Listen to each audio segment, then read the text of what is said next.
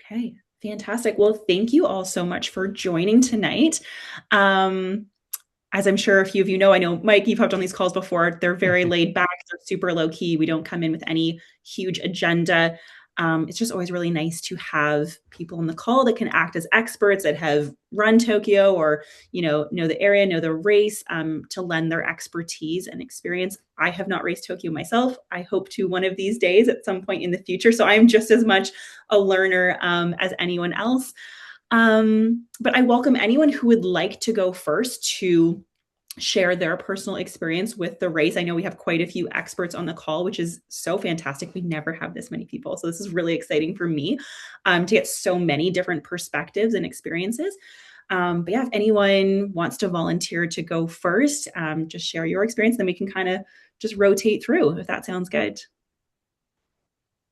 So I guess I'll just jump out first. Again, Tokyo is a wonderful race. It is one of the best out there in the majors, and it's totally different than all the other ones. And it's not different from the 26.2 miles. It is different from the whole cultural experience, and that's what makes it truly an amazing race. And so, as we talk to all of our runners who are showing up in Tokyo and those kind of things, the big thing I tell everyone, and this is directed mainly at the males, is this is a very cultural sensitive race. This is not a race to mess around with, going to the bathroom on the side of the course, in the corrals, those kind of things. So I know it sounds silly to lead off with that. But if you go to a Berlin, you go to a Boston, you even go to Chicago here, right? People are just going to the bathroom wherever, throwing garbage off, taking their throwaway clothes and just throwing them. That is not acceptable in Tokyo. And so my big thing to anyone showing up the race is please remember the culture and being very respectful of it. We'll talk about the corrals and times to get there and that kind of stuff and what you can take in and out. But the big thing I try to employ to all runners is please understand it is totally different from that perspective. And for all the female runners, there are bathrooms that are marked between Eastern and Western bathrooms, and I'll let the ladies discuss the differences there. But those are things to know about on the course. But again, it is a great course. It is a quiet course. Again, it's a cultural thing. You think of it more as like sort of golf claps and those kind of cheers. Abbott does have a cheer zone, but they just use the thunder sticks. And so you won't get a lot of screaming and yelling and stuff like that. It is somewhat fun when you're an American and you bring a few American guests with you because they're really loud and you can hear them way out there. But again, you don't throw garbage out. And the one story I tell before I turn over to the other leaders here, the other folks who run Tokyo, is I had taken a goo at an aid station, was running, was about to throw it, and a lady stepped out in a white coat and quickly just grabbed it from my hand and took it from me. And I was like, God, it like they are watching you like a hawk like that. But again, it is a fabulous race. It is something, like I said, totally different than the other majors. So again, enjoy it. And I'll turn it over to anyone else to share. I'll piggyback on that a little bit. Definitely a race that you need to read all of the information before you go. A lot of people that are running Tokyo probably have experience with other big marathons, maybe even some or all of the other major marathons across the world, but you really need to read the packet, the information on participant information line by line, because there are some unique parts to this event. Definitely what Mike was sharing about the restroom protocols. They have had some hydration protocols. I think they changed some things this year about that, but they are not going to break any of the rules. And so you definitely, if you're going all the way there to run a marathon, you want to finish that race and not get pulled from the course for littering or using the restroom somewhere you're not supposed to. They also have some very strict cutoffs on times for any back of the packers. You'll want to make sure that you are fully aware of where they're going to close down that course because they're going to follow the rules. And they're not going to bend any of those. So just make sure that you're where you need to be when you need to be there, wearing the appropriate clothing, not throwing trash. They have plenty of volunteers to collect your trash. It's just not worth taking a risk on any of those types of things. But it's a great experience. I've done a lot of traveling for races, and it of all the places I've been, felt the most outside of my home country in the United States. And the people are lovely. They're very friendly. Not a lot of folks over there speak English, and so you do need to be prepared for that too. So just have a plan in place, especially for after a marathon. I feel like my brain doesn't work really well sometimes, and you are definitely going to be in an area where you may not be able to find your way back. So have somebody meeting you there, know where you're going to be meeting. The train stations are amazing, but they're large and can be very intimidating. So just have a good plan for that. But it's a great course. And definitely highly recommend enjoying every moment. Spend some time over there afterwards to explore everything. It's kind of a once in a lifetime race. And just building on some of that, it's an extremely organized culture.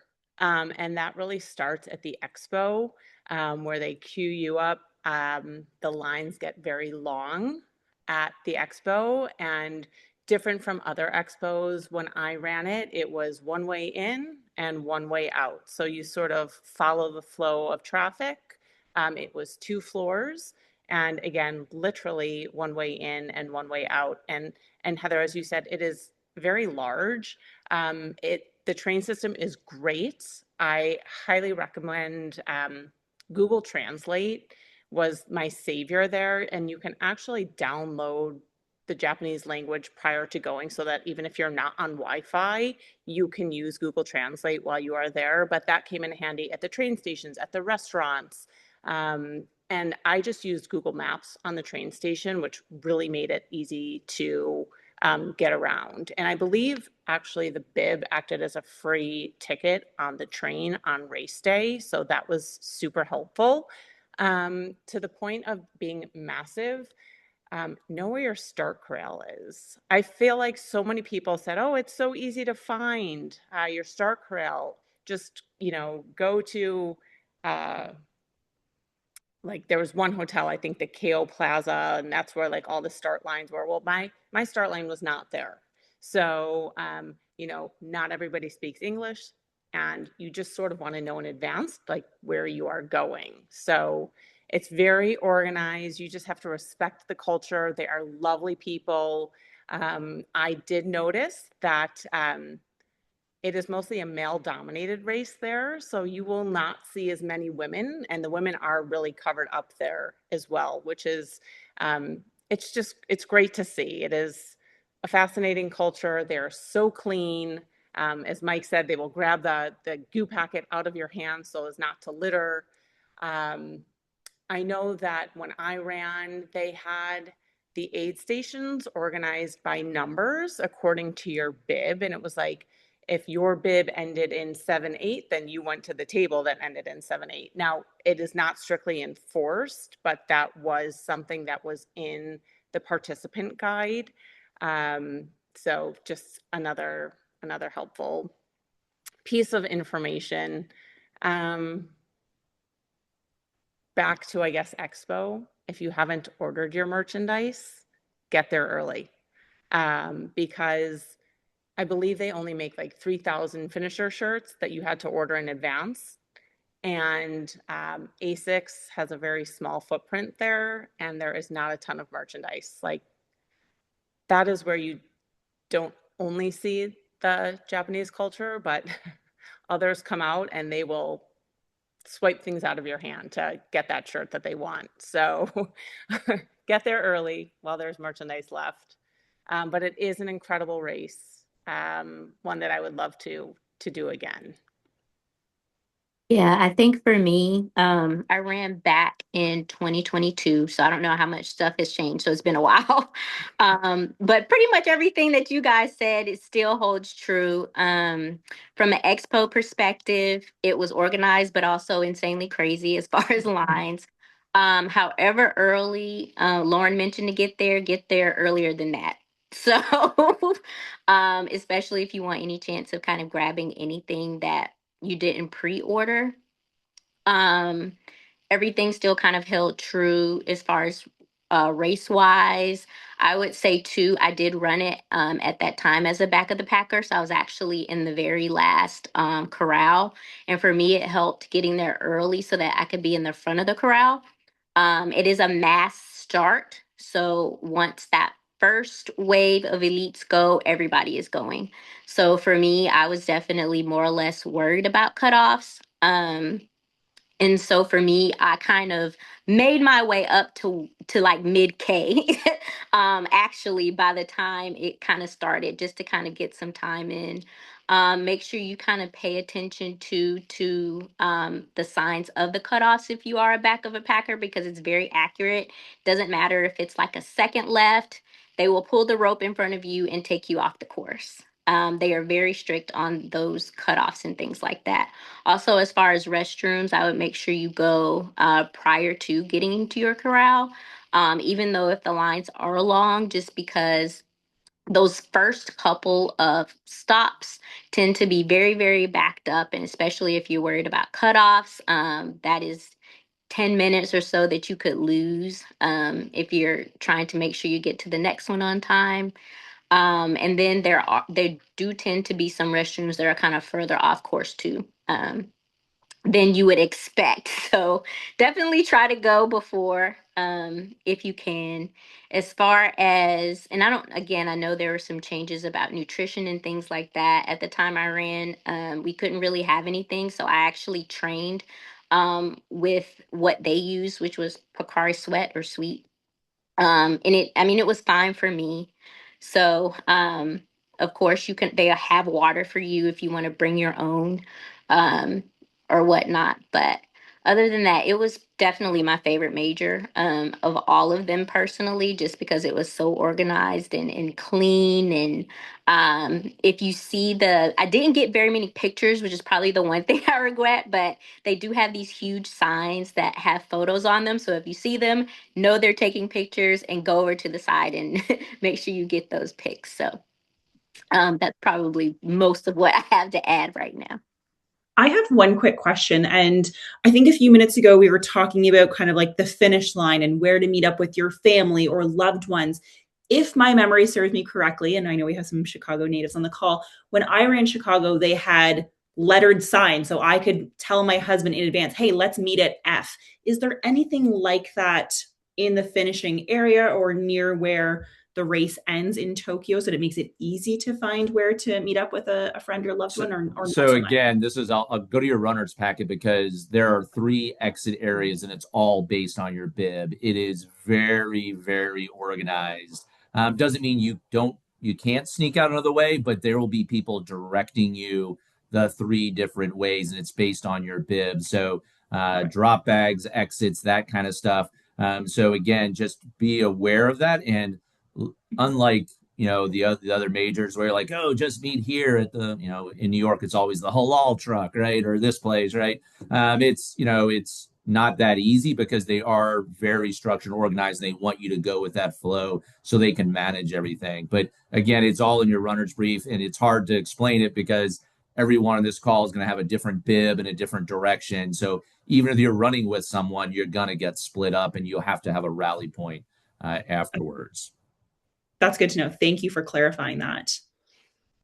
Um, so I haven't run it since 2018. Like it was a long time ago. But I do have a couple things that I do remember. Mostly that it was my first ever marathon.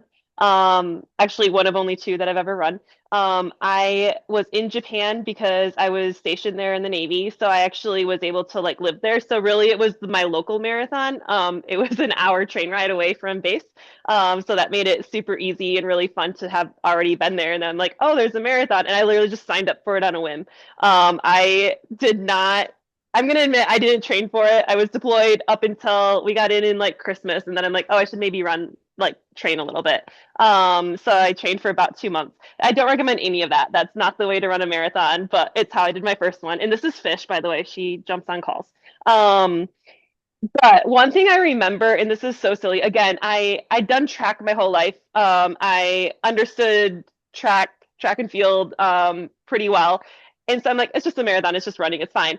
I did not understand I didn't think about it. It's measured in kilometers.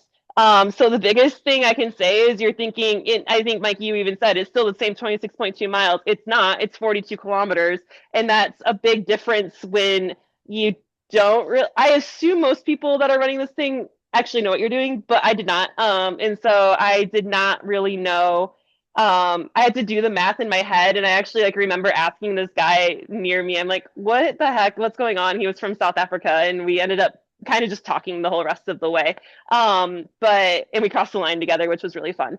But yeah, it's 42 kilometers, so you should probably know that. And it is measured. I don't remember by how many, I don't remember if it's measured every K or every other or every five. I don't remember. I just know it's well marked if you know what you're doing. So just kind of like in your head, know what it feels like to run 10K instead of 6 miles.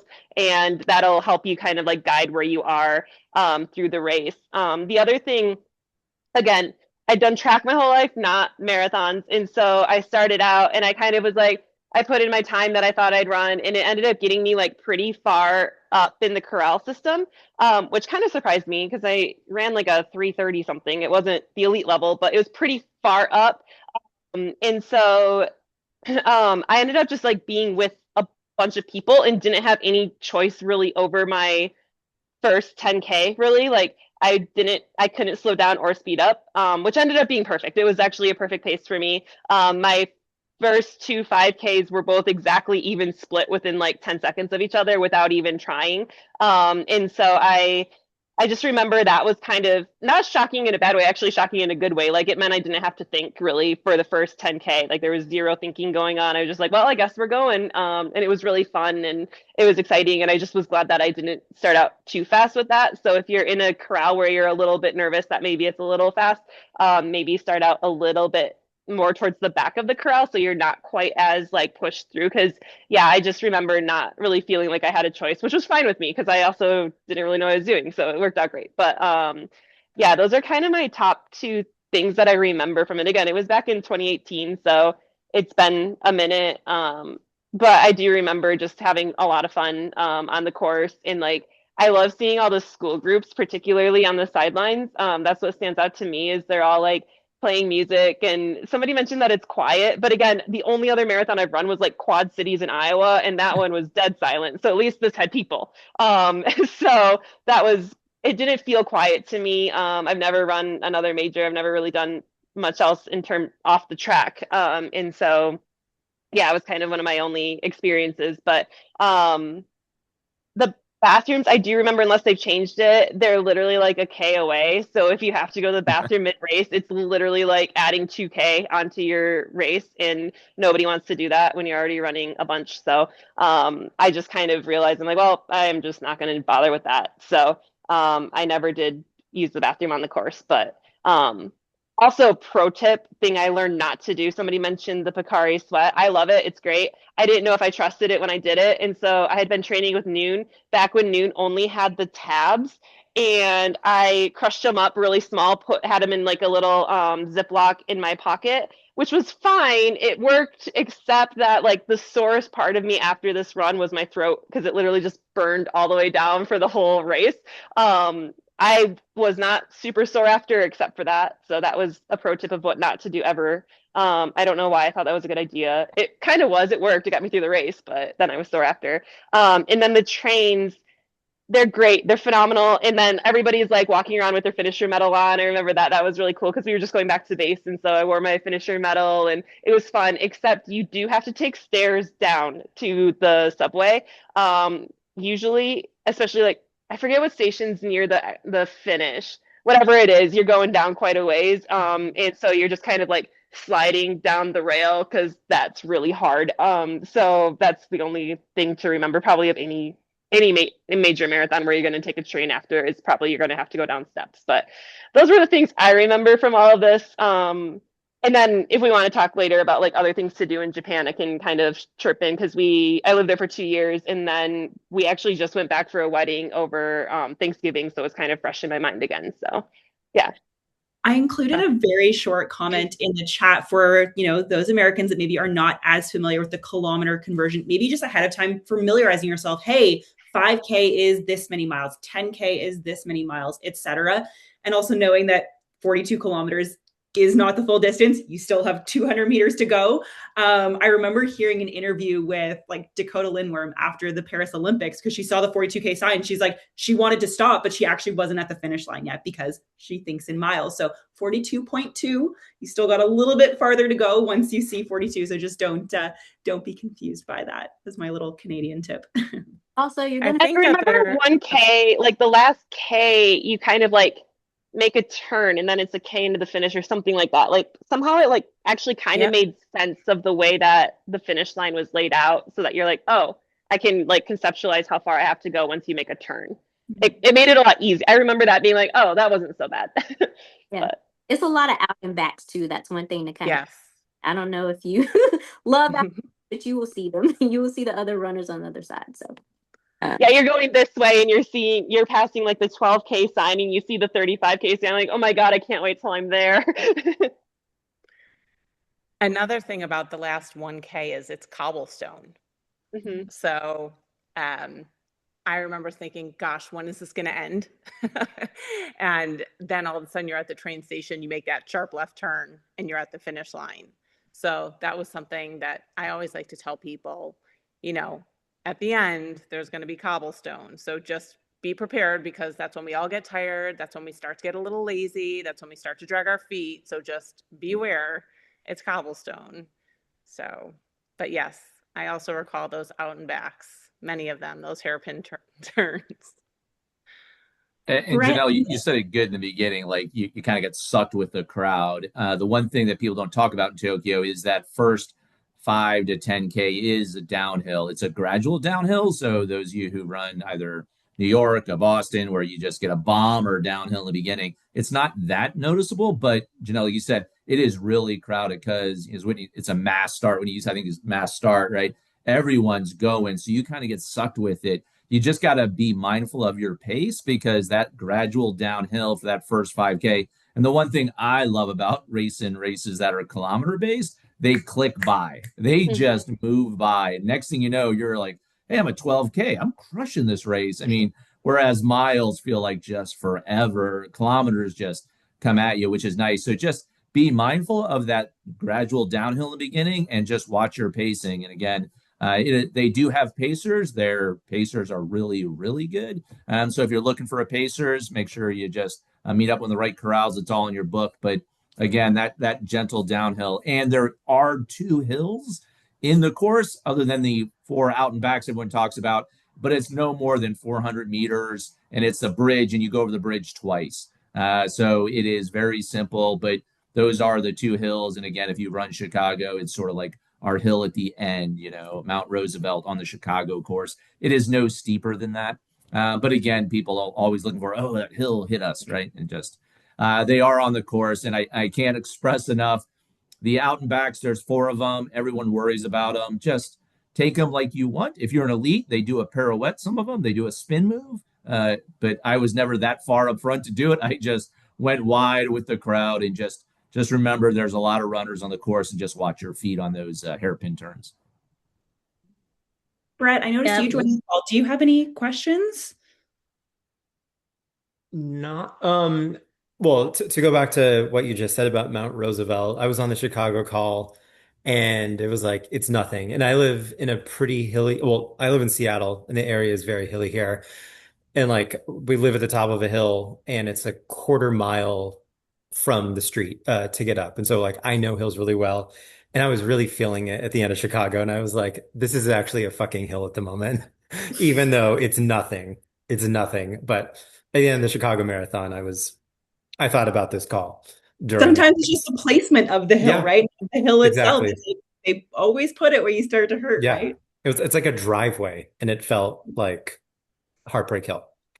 Um, so I saw, I'm saying not, I had some friends advise like stay really close to the start line. It just makes life easier. I'm attached to this hotel that is actually closer to the finish line. And I read some advice of like, go ahead and like take the subway to the start line like the day before just to like do it and not be stressed by it. And everybody's nodding. That seems to be like a Yes, pretty good idea. Like, absolutely. I Yes. would And recommend that. even don't just take the subway and just turn around, Yeah, like like go up. literally Walk go to up, it. because it is a little more like I think Lauren said. I mean, it is confusing, right? And you can find where your gate is, because I don't know everyone else's experience. Depending on who's at the gate, they will only let you in that gate. Mhm. So if you're and a friend are going, oh, you have gate 3 on your bib and I have gate 1, we're going to go together. That might not work out. So just, again, follow the rules and just go to the gate. Again, not to pick on Chicago. I have ignored my gate the entire time and gone in some random gate, right? Yeah. Tokyo is a little bit different. They take it very seriously. So, but yeah, I would do the whole recon in advance. Yeah, my Um, gate was underground, so Yeah, that there you was oh go. wow. Yeah. Yeah. Okay. they're very helpful, but they'll get you there. But you just have to. It was not easy to look at it on a map and figure out where I was supposed to go because it went underground and then back up, like you were going into a subway. But Perfect. do a Yeah. practice run, you'll be Yeah. good. I agree. And then how about the ability to warm up once you get inside your gate? Um, Not much. So I maybe mean, like, unless That's what you're the first Elena 5K and is you're an for. elite, right? I yeah. mean, Yeah. Okay. I Yeah. mean, All right. you're There's in a not a corral. whole It's lot of like space. Chicago, New York, all the other majors Yeah. corral. I mean, I can't say Quad Cities. I've never run Quad Cities, so I don't know what it's like there. I But don't again, I mean, recommend. unless you're, the elite, semi-elite, where they give you a chance to, it's the same deal as all the other majors. Okay. Sweet. Yeah. I thought Chicago was like decently generous. I found some area in there to run around, but I imagine that Tokyo is even tighter than that. So Yeah, because it's not, they don't have like at Chicago, like they have the park, like you could go do 100-meter strides in the park and then go to your corral. They don't mhm. have that. When you come in the area, it is all streets and Okay. it's all sort of corralled off, fenced off for safety reasons. But yeah, they don't have that kind of park idea. So Yeah. Yeah. I'll do my trot before I get inside. do your dynamic stretching, your scoops. Exactly. Exactly. Yeah, and yeah, I have heard that it is a quieter course. But I actually like don't mind that. That seems to be in my mind, that would be like great. You can like kind of zoom out and just go with the flow and not think about it and like get your heart rate excited because people are excited type thing. So that seems to be just fine. Um, yeah, I'm excited.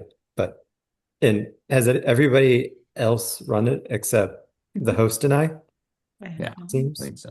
Yeah. Yeah, right. I know I'm absorbing just as much information for you. I don't know when I'll ever, but I'm taking down all the notes. So, and a Yeah. lot of things that you guys have shared, I have heard from other people, other friends, athletes that have raced it as well. So all the information is very consistent from what I've heard as well. So, Can I and add something just real quick that might be helpful? Mike mentioned something about pacers.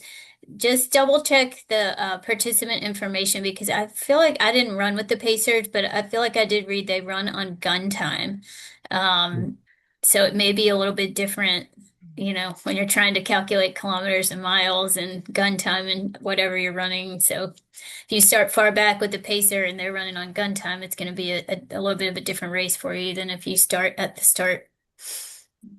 How do our GPS watches, how do those work They were decently? fine. Yeah. Okay. They're fine. Yeah. We've met with Garmin a few times to talk about that issue, especially for the Chicago Marathon and Garmin. Garmin Mhm. is, those are sort of like, those of us who have run a long time ago, right? I mean, it used to be a problem, but the Garmin system's pretty solid nowadays. Got it. Got it. Yeah, I thought like the first like 3 miles of Chicago were not good, which fine because it was like so crowded and I wasn't going to be moving a ton either way, but it wasn't until like mile 4 or 5 that like my Garmin finally like clicked in. So I went in expecting the same thing based on what I heard. And granted, I'm not a Garmin user, I'm a Coros user. My watch didn't fritz at all during mm, Chicago. So like I expected it and then it never happened. I was like, okay, this was great. I'm not going to complain. So yeah, I run off of like a talk test generally, like to gauge effort, and then so that worked. It was like, okay, this is what I was doing training, and I never look at my watch, so my watch not working for the first 5 miles of a marathon, no big deal. I just chatted with people most of my run anyway, so that works. All right. That's a good talk test. Yeah, I talk a lot. One thing random that I just thought of is the gear is at least it used to be, this could be different now. It's in like Asian sizing. So just know, like I was like, I think either a women's large or a men's large. I almost think I was a men's large, and I am not a men's large. I think I had to order up. It probably is explained in the packet, but I do remember um that was something like they actually let me exchange my shirt, my race like participation shirt that day, which was really nice. I don't know how. Somehow I just batted my eyelashes, I guess, but they let me exchange it. And then the at the expo I bought a shirt, but yeah, I think if I remember right, unless they changed it, it is you kind of have to like size up because the American sizes are so much bigger, or smaller. So, yeah. I got in through a charity, and so there's like a charity uniform to wear, which I'm definitely not going to wear. Um, it is like knee high, horizontal striped white and red socks, and a neon green short sleeve top. I can't imagine why you wouldn't want to wear that, Brett. I know it's pretty shocking. Obviously, like they want to be able to identify you on their cheering station so they can cheer for you, so they knew who to cheer for. But it'll be a fun souvenir to take home, but will not be my uniform on race day. People the charities had booths at the expo, which is part of the reason why it was so long. So you can always go check them out while you're there. Yeah, yeah. I mean, I got to collect my costume. And another souvenir you'll have to take home is different from the other races. They do not do heat sheets at the finish line. They actually do like these amazing terry cloth hooded ponchos that say like Tokyo big across them. I know Really? I still have, oh yeah, I still have mine. It was like such a great photo op. It was amazing. Excellent. I got a towel. It's still my like swimming gym towel. It was just a towel. I still love that you just signed up to run, like not even that far in advance. People are dying to get into Tokyo. It's like nearly impossible. And you just signed up, Janelle. That is, I mean, that's such a This great was story. 2018, A great but story. yeah, I was literally we were in a port in I signed up before we deployed, and then the results came out and they're like, "Oh, you got in." And I was like, "Oh my gosh, I got in," but it was like there's a certain amount of time you have to like declare or something, right? And so it was October-ish, and we pulled into Hong Kong, and it was like the last day of the cutoff that I could declare because I didn't have internet besides that to like do whatever I needed to do. And so I like first thing I did was got internet, and then I'm like, okay, I'm gonna sign up for this race, and I'm like, all right, now I should probably call my husband. Brett, also be sure to check out the 7-Elevens. They're Mm, everywhere there. I don't know where you're located. They're not like we have in the US. You can get anything and everything there. Like it is a one-stop shop. You'll get all your carbs that you need for your carb loading. They're they're incredible. So make sure you check them out. great. Will do. And I don't Yeah, know. well, you gotta try the difference. So you gotta try 7-Eleven, Lawson and Family Mart, and you've got to compare them all and try them all and see which one you like better because people are diehard about which one's the best. Um, find some product in there that you like and try it at all three. Um, it's it's an experience. And if you're adventurous on the course, their snacks are actually really good. uh, Mm, even if you don't want to eat it then and you have a place to save it, they're actually really good for energy and stuff like that. So I'll try anything once, but whatever it took, don't remember what it was delicious. So good to know. What's the weather looking like? Do we know yet? Um, Pretty temperate. Uh, it's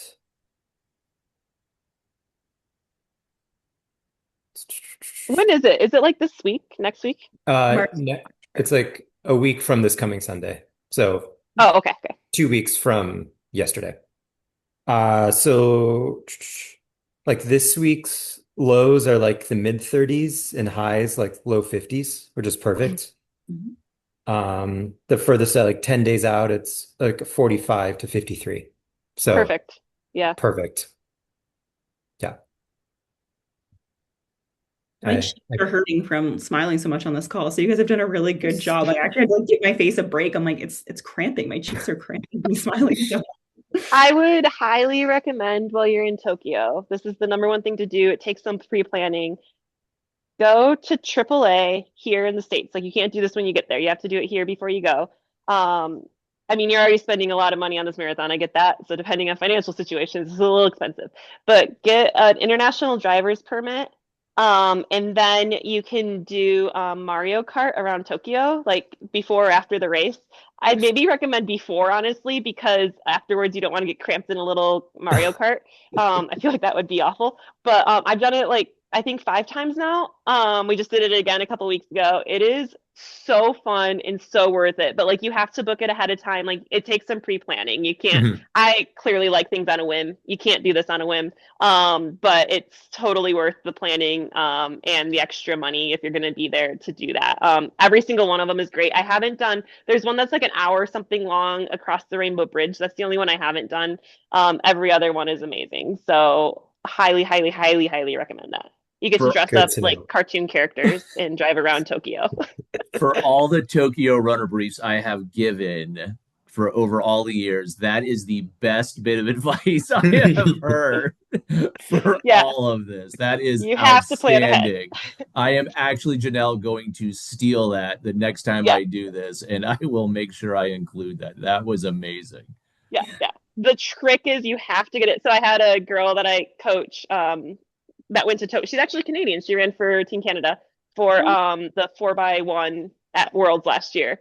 And she's like, what do I like? I know you lived in Japan. What do I need to know? What do I need to do? I'm like, this is the only thing you gotta know. And I have no idea how it works in Canada, but I'm like, you gotta get this thing and you gotta go do it.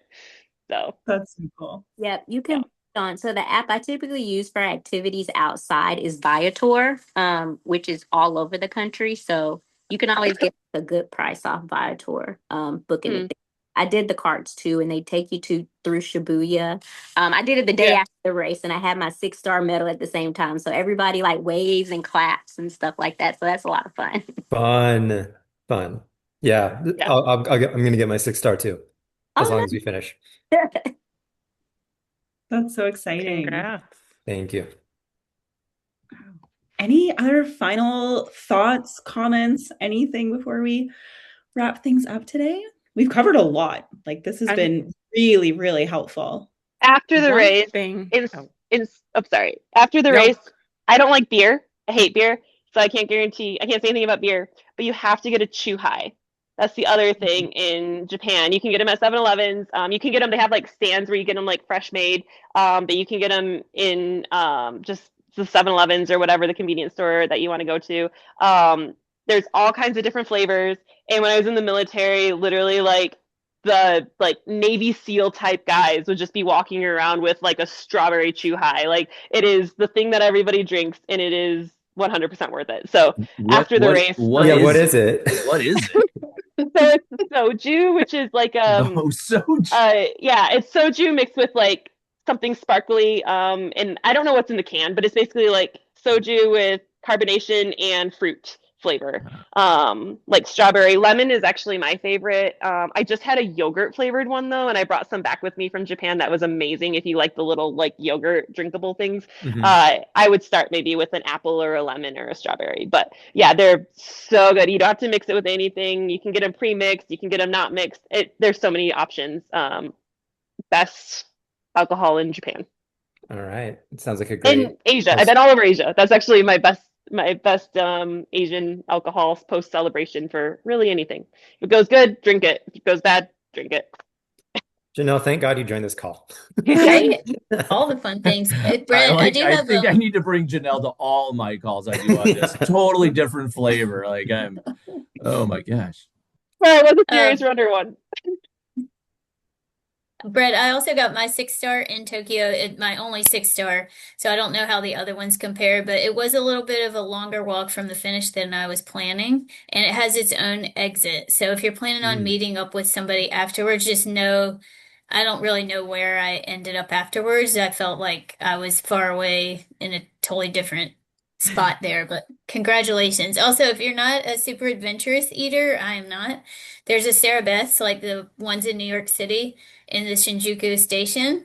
If you really want like an American breakfast, pancakes, waffles, all of that. And there's also a really good pizza place not too far away from that too. Thank you.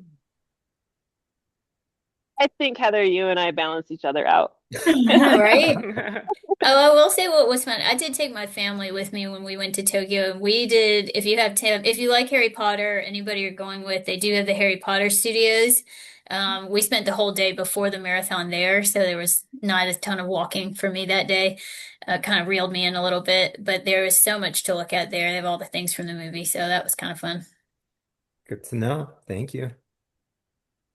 Right.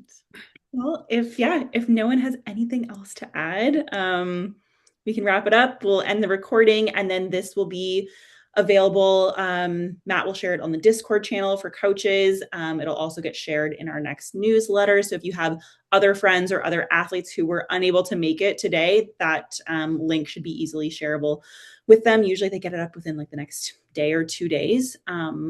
But thank you again to all of our experts for joining. This was so much fun. I literally, I wasn't like, my cheeks are hurting. Like I had a blast. So I really appreciate everyone's time and energy and expertise.